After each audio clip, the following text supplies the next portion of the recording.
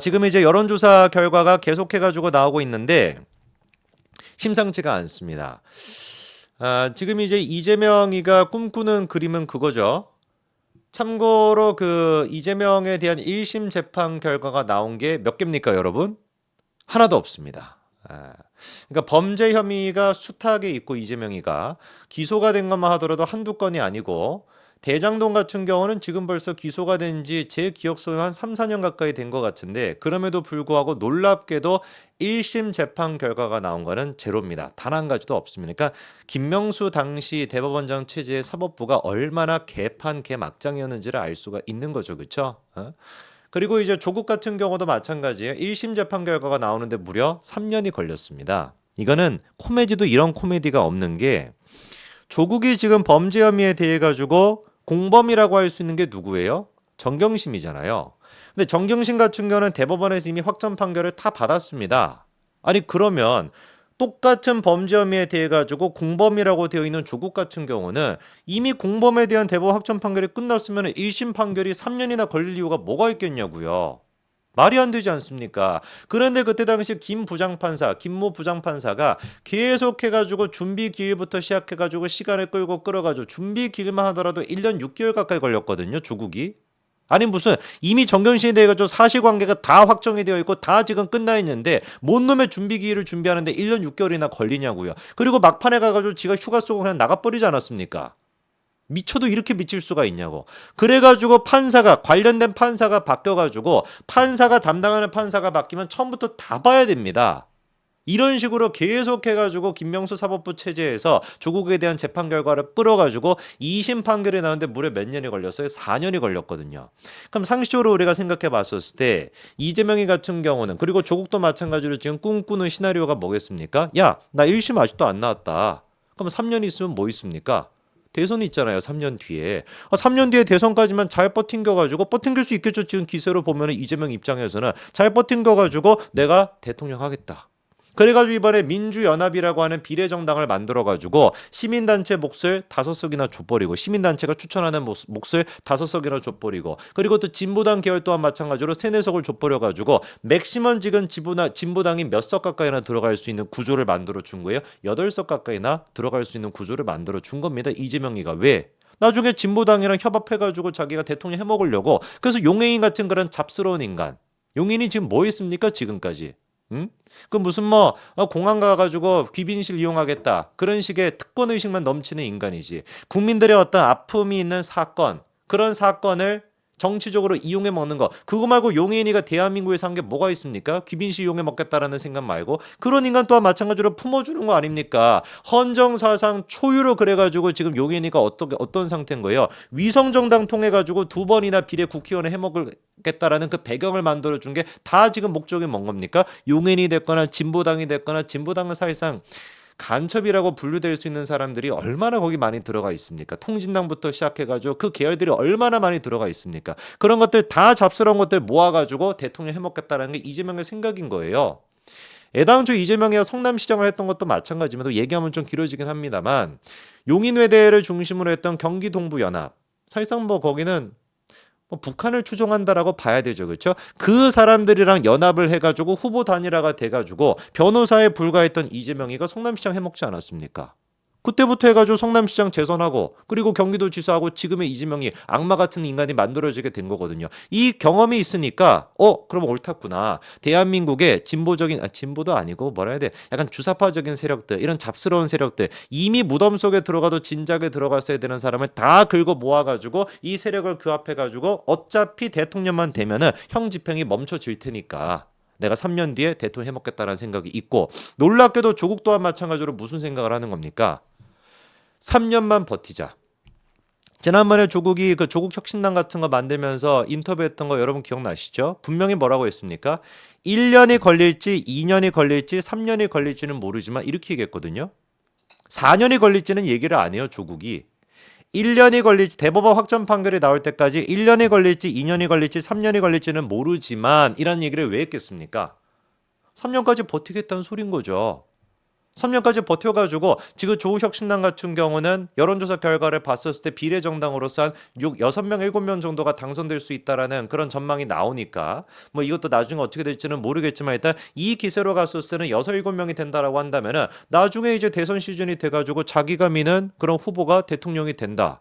그러면 대통령 딱 되자마자 조국에 대한 대법 확정 판결이 나와도 조국이 뭔 생각을 하겠어요? 내가 밀어준 대통령이니까 나 사면시켜 주겠지. 그 생각이 있는 겁니다. 이런 모든 소름 끼치는 생각들이 누가 만들어 준 거예요? 사법부가 만들어 준 겁니다.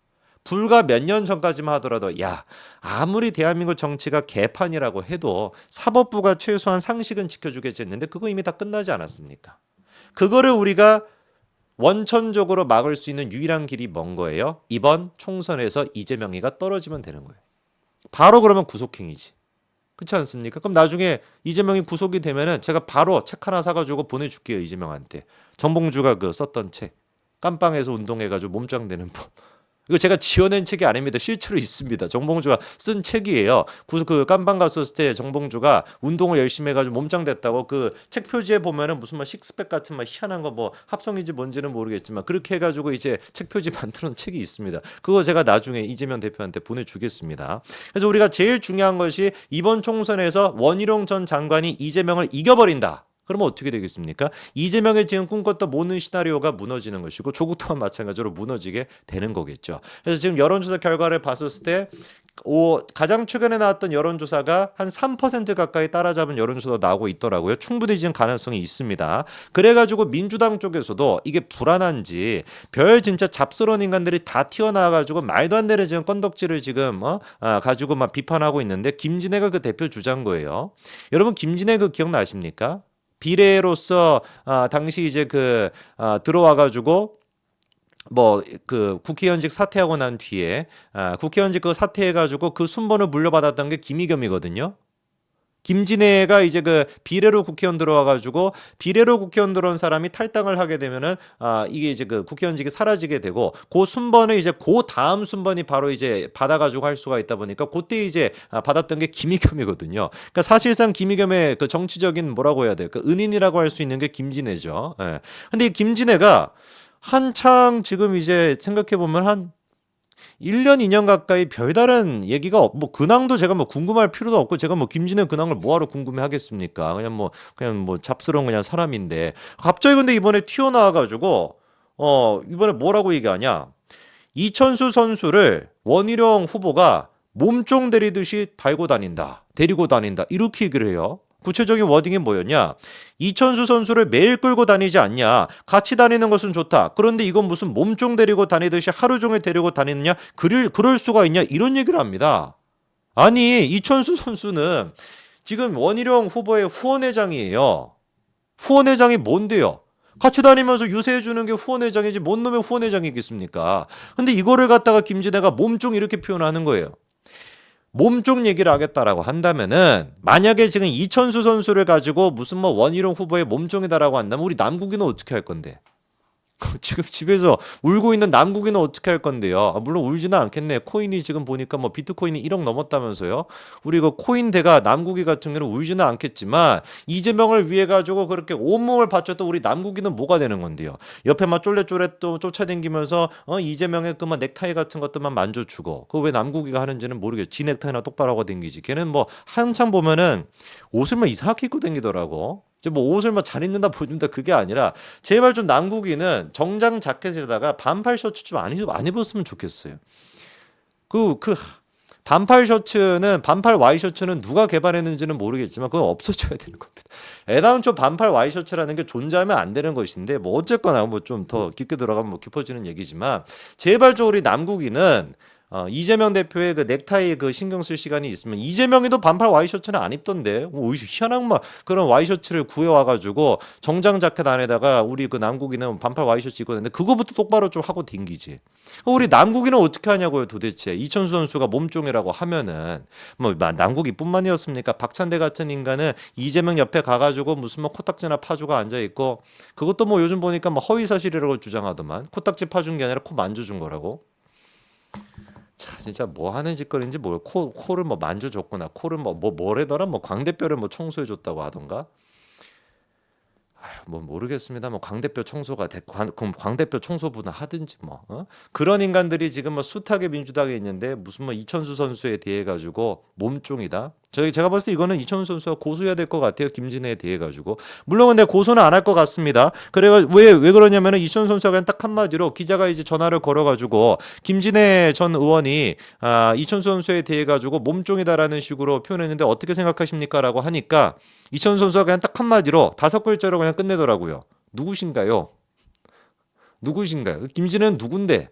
그러니까 아무런 뭐 듣도 보도 못한 사람이 왜 자기에 대해서 거론느냐 뭐 이런 거 아니겠습니까? 그러니까 요 딱 5마디로 정리가 될 것 같아요. 우리 그 뭐 김진애 같은 경우는 이번에 뭐 당연히 총선은 못 나오는 것이고 뭐 후원회장커녕 뭐 그냥 뭐 회장도 못 맡는 것 같은데 누구시냐고 도대체 요 5마디로 그냥 딱 정리가 될 것 같습니다. 이천 선수가 활약을 해줘서 그런지 계속해가지고 지금 여론조사 결과는 좋게 나오고 있어요. 이번에 발표가 된 것도 지난주에 나왔던 것만 하더라도 이재명이 48%, 원희룡이 36%. 이게 또 선거구가 바뀌다 보니까 민주당한테 유리하게끔 더 선거구가 바뀌었죠, 그렇죠? 뭐 선관위에서 결정한 건 합니다만 뭐 어쨌거나 결론적으로 그거는 민주당한테 유리하게 바뀌었는데 그때까지만 하더라도 12% 정도 차이가 있었는데 이번에 나온 여론조사 보니까 원희룡 대 이재명 3% 격차로 줄어들었다라고 합니다. 이쯤 됐으면 우리 이재명 대표가 서초동에 지금 이제 돌아다닐 그런 어떤 여력은 없어 보여요.